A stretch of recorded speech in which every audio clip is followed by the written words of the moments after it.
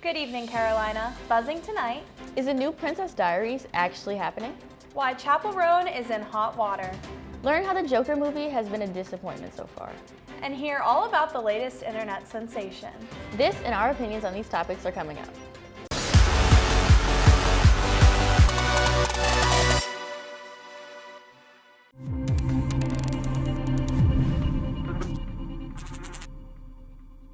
Welcome back to The Buzz. I'm Kennede Fleming. And I'm Popielarczyk.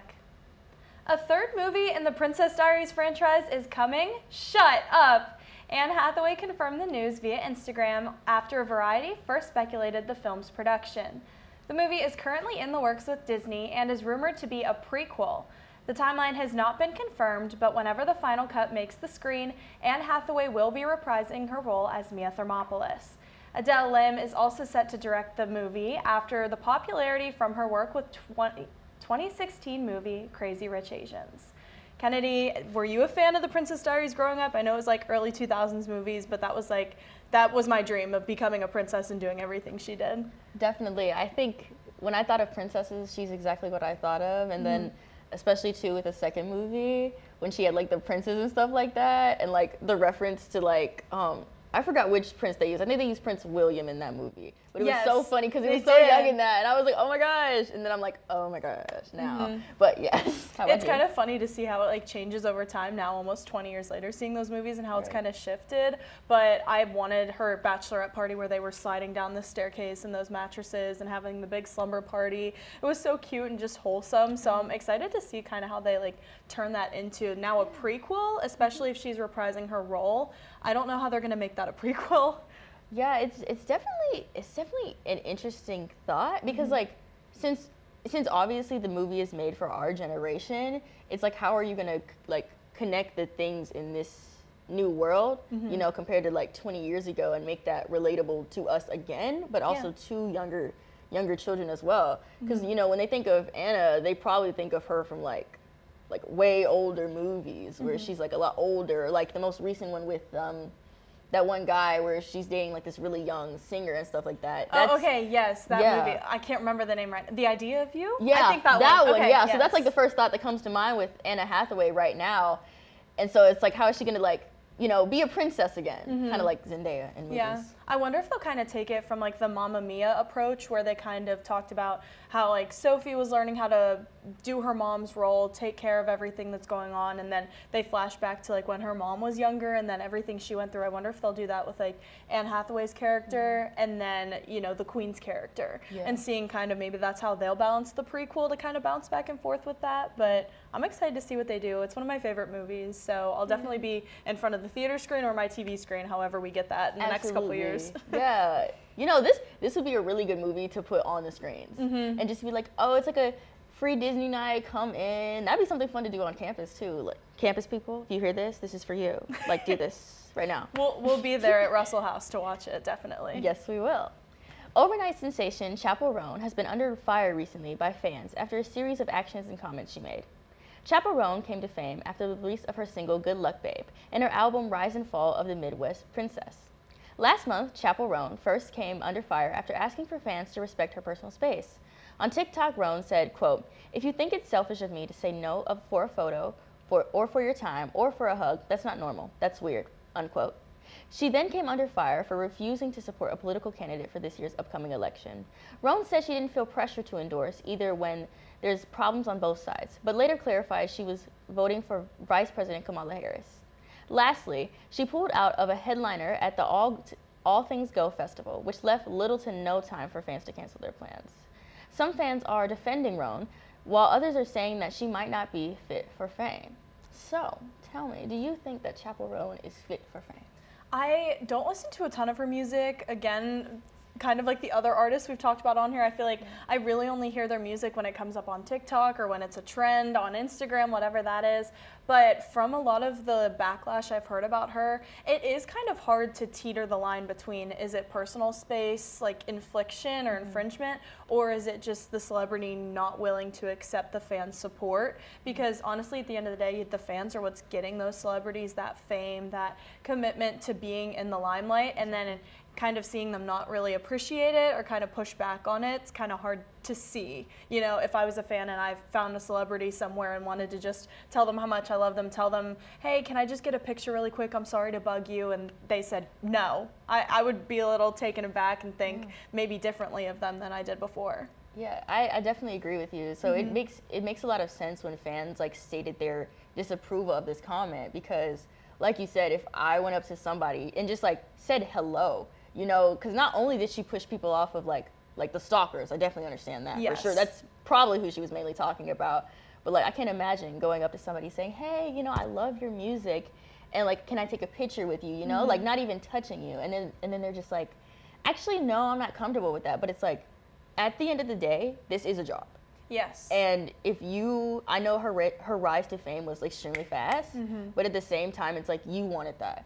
Because there was also the option like Sia, where she wore a wig the whole time, right? Because she was afraid of what she looked like and how people would take that on. But because of that, she had the freedom to go wherever she wanted, to do whatever she pleased, because she didn't have to worry about all those like minute details. But in this case, with somebody as young as Chappell, it's like everything's like crashing down on her at once, and she didn't have time to grow accustomed to that fame. It makes me wonder if a lot more celebrities kind of do the whole, like you said with Sia, I think of it as like the Hannah Montana mentality, where I wonder if these celebrities are actually just performing as a character on stage, and then when we do see them in public, they're still that character. Like, I know so many people have said Dolly Parton looks nothing like she does whenever she's performing versus when she's out and about, so you wouldn't even recognize her unless she's like making that effort to kind of be her character. Now, I don't know if that's 100% true or not, because it's kind of hard to prove that kind of stuff when it comes to celebrities, because we're not seeing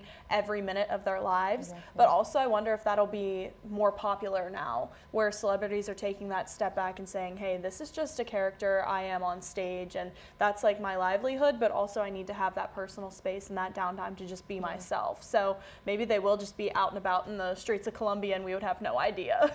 Exactly. Like, I feel like that'd be such like a nice experience to live life normal for once, you know, because like, I mean, even think about it from like, imagine you're the kid of said famous person, and they recognize you, and then you have to go through all the stuff that they go through as well, because you're like, oh, that's my parent, like, because they're so popular, so famous, I need to be like that. You know? And you're automatically thrown into that atmosphere where you have to be acting a certain way, everyone's eyes are on you, and then you get the comments of, oh, are they a Nepo baby? Did they deserve the fame? And they're just along for the ride. Those kids did not pick that lifestyle. So even stuff like that, I wonder with family safety, a lot of, you know, families on the internet and vloggers and whatever it is have been working on now, like keeping their kids safe and off the internet for even situations like that. Is that something you do as a parent? Is that something you do as an individual before you get to that stage in life? So it's hard now that more people, I'm glad that they're taking that step back to prioritize their mental health, their personal space, and their boundaries. But it's also hard whenever, you know, I'm still a fan of people and I would want to, you know, be the person that got a picture with them or talk to them if I ever saw them in person. Yeah, and going off of that, Demi Lovato, actually, she worked with, I think, the mayor of Michigan, possibly? I may be incorrect on that. But she worked with him to create a law against, like, to protect a child's, like, money and lifestyle, like, from family vloggers and, you know, just unsafe work habits. Because Demi Lovato, I mean, she was a child star. She went through all of that. Like, what Chappell right now is experiencing is, like, what Demi Lovato went through, but she didn't have people there to protect her. Exactly. She didn't have people to back her up. Like, she was just by herself most of the time. And so it's like, I'm glad that she was able to put something in place to protect those future generations, right? So now it's like, those celebrities, like, are they gonna take a step back from that celebrity position that they put themselves so high in and then go back to reality, or are they gonna continue staying at the top?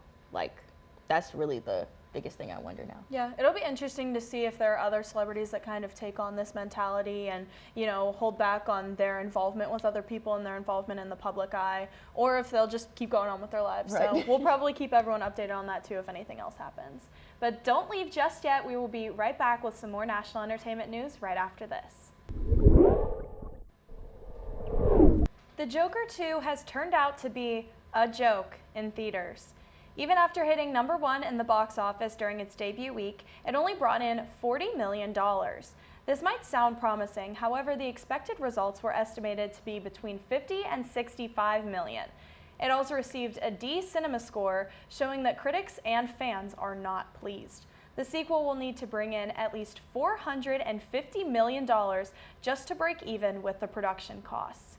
Kennede, this is insane to hear. I am not a Joker fan, anything really in that realm, but I feel like a lot of movies have really been struggling with getting that profit back after putting so much into the production costs. I'm wondering if a lot of it has to do with just the streaming services versus that in-theater experience. Have you liked going to the theaters ever since like COVID and since we're allowed to do that now, or do you just kind of stream everything on your own?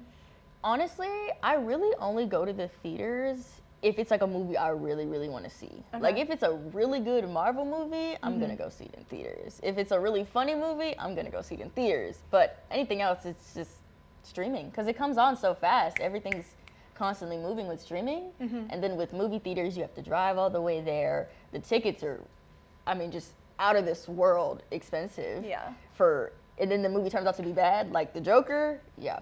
I'd be a little upset about that. I know a lot of like me and my friends and my roommates, we've been working on going to theaters more to kind of get that experience, get out of our place for a little bit, even if we love watching movies and TV shows there, just have that kind of change of scenery. But I mean, the budget for that is not a college budget. It's difficult to go in and just drop $40 on a ticket and food just to experience that movie when you can just wait another 2 months until it drops on Netflix or Hulu or whatever it is. So I think it's going to be hard for the film industry to kind of work back still. I thought that at this point, COVID, they kind of would have been separated from it, but also so many people expect a lot from the production cost. And then if they see, okay, yeah, the effects in this are cool, or the wardrobe choices are cool, but the plot's not good, the music's not good. Even those things are kind of bringing it down in theaters. Have you noticed kind of that with movies in general, or do you think it's just like these bigger blockbusters that people have high expectations for? Honestly, I think the movie quality is just going down. I feel like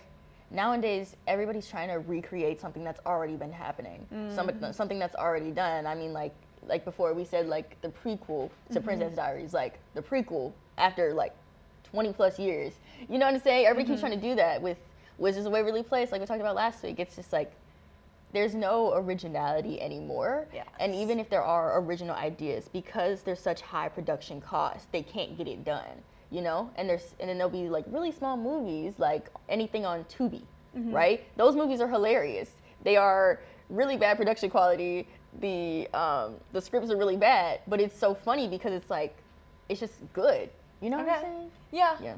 I mean, and that even gives a little more of an individual experience where it's kind of like, oh, well, maybe this isn't the fifth sequel to this, or maybe it's not a recreation of this movie I used to see. This is a new and original idea. It might not be the best one out there, but at least it's giving your brain a little bit of a different outlook other than just, oh, they made this 20 years ago, let's make it again, or, let's do it with this person's kids and that kind of thing. I've definitely seen a lot of that recently with let's remake this TV show. I know that 70s show just did it with that 90s show, and they did that with She's All That and He's All That, and it's just, I'm ready to see, other films kind of take that, in their own way and start making those bigger franchises and the blockbusters that we can watch, and then maybe in 20 years we see, them take that in a different light. But I kind of want to see the filmmaking a little bit more. I'm a huge like music and movie girl, so I want to see like more musicals on screen. I know Mean Girls was okay. I mean, I liked it because of the casting, but there's still critiques I have on that too, but even that was a recreation. So I'm ready to see other people kind of take a more unique approach to that kind of stuff. I definitely agree with you. Like we need those young creators, young minds to like be ready. Let their ideas out there, even just starting on TikTok, because I've seen some people say, oh my gosh, guys, I have this $1 billion idea, like this $1 billion movie, like what do you guys think about this? And then the people in the comments would let them know. But also, too, I want to rewind it back to the musical thing, because I love a good musical in theaters. Yes. Which is exactly why people saying that the Joker is a disappointment is a little bit disappointing to me, because I was going to go see it, but now they're like, oh, it's a musical, but a musical, sometimes they're not done correctly, which is why I think remaking plays into musical movies does not work out as well as it could be. Like, for example, with The Color Purple, I think. Okay. Originally, it was a book, then it was a movie, then they made it into a play, then they made it into a musical, and then they took that musical and then they made a screen adaptation version of that musical, and it's like, dang, like that is a long list of musicals, but maybe one day I just want to see a musical, you know, just that it starts out as a musical and continues on as a musical, like High School Musical, which was a musical that just kept going into musicals. And if you like go through all those steps of book to movie to musical back to a movie, there's a lot of discrepancies between the script, between the casting, I mean, you think that takes years and years. There's a lot of things that I know even in Mean Girls when that one came out that they couldn't use some of the same jokes just because it's not appropriate anymore. Exactly. So you think of all the changes, and then if there are so many changes made, I don't know if people want to see that. So it's hard to, you know, kind of balance with like the changing society and then also like how people are viewing movies and experiencing movies. But I mean, I'll stick around for all of them. I'll watch them. I don't know if I'll have the best reaction to everything, but I'm in there for the ride. I'm ready to just sit and enjoy a movie, listen to the music for it, maybe sing along a little. That's what life's for, you know? Just give it like a little try, you guys. This is a message to you. If you see that bad movie and you're like, I know that movie is going to suck, go see it. Go see it in theaters. It'll change your life, guys. Anyways, Moo Deng is the internet's latest sensation, leaving everyone online obsessed. Moo Deng is a pygmy hippo at the eastern Thailand Khao Keo Open Zoo, whose name translates to bouncing pig. The zoo had to adjust road sizes to account for the influx of international visitors. Her popularity is due to her feisty attitude, shiny skin, and chubby body. Moo Deng is most popular for biting her trainer's leg, which is an enrichment activity despite how it may look. To find videos of Moo Deng, just search up her name on any social media platform and videos will most likely pop up. So, how do you feel about Miss Moo Deng? I think she's adorable. I never really understood how the video just seemed to be everywhere. I opened my TikTok one day and every single video was Moo Deng drinking the water out of the hose and messing around with the other little baby hippos and all that, and I didn't understand the popularity of it, but now my friends keep sending me videos and pictures of her with like the different things that we like a video of her drinking the water and then they turn it into Dr. Pepper because that's like my favorite drink, and you know, little things like that where it's funny how people are kind of taking a spin on it, and I think it is that like Gen Z humor that not a lot of people understand, but it's cute to see how they're kind of turning it into like, you know, at least a common ground we can all agree on and think it's fun and adorable. Yes, like I love her. She's just so cute and cuddly, and I think my favorite TikTok videos of her are when she's breathing fire. I don't know if you've seen those. I have not seen those ones. She's breathing fire and it's like, I am here to destroy, and she's just like running around and slipping on in the water and biting her keeper. But it's just so cute. Like I love when our generation takes something that's just like really simple and really cute and it makes it much more bigger than it was supposed to be. Yeah. Like, I mean, Thailand's already a great place. People love that place. They talk about it all the time. But now they have a cute little pygmy hippo there. Yeah. And we also do have pygmy hippos here in the U.S. So just search up pygmy hippos in the U.S. and like go and visit them. But I definitely know if I'm going to a zoo, I'm gonna look for pygmy hippos. Yeah. Just in case. I'm pretty sure that their tourist destination places are loving all the popularity right now with all of it. It has been hard to get people back into traveling again, so even if it is just to see a TikTok hippo in person as opposed to on your phone, I mean, I guess they'll take it. They'll take the profit from it. They'll take, you know, the attraction that it's getting. But it's weird to see even just how like a hippo takes that. I mean, I see the silly panda videos online that I'm obsessed with, but then, you know, just the fact that now everybody seems to just love a little baby Moo Deng hippo. I mean, she made her appearance on SNL in a skit, so it just really, it expands wider than you would ever think, even just from a 30-second clip. Exactly, because she's just that girl. There's really no way to describe her except she's that girl. Okay. Because it's her, and then it's also Pesto, the big, thick penguin. Okay. Have you seen that one? I have not. We'll have to look up videos after this now. I feel like I'm missing out on some of it. No, but he is the cutest thing. Like, when I tell you this is like the biggest penguin I think we have in America, like he's massive. Like he's this big, okay? This is his mom. This is him. Like he's big. He's been eating good. Yes. That is a tall baby. Okay. And in every little video he's just following his mom around, falling on the floor, crying, trying to eat food and stuff like that. But he's also the cutest thing, and it's just like baby animals are taking over again every year. I mean, I'll take the wholesome videos, though. Yeah. If that's the thing that I keep seeing instead of people fighting online, I will take it. Yes. We'll keep it up on here. We'll talk about cute hippos all we can just to keep it positive, especially after, you know, the negative reviews of other things. So Exactly. we'll do what we can.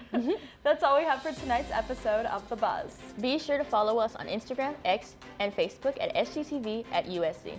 To keep up with all of our content, be sure to also visit us online at sgtv@usc.com.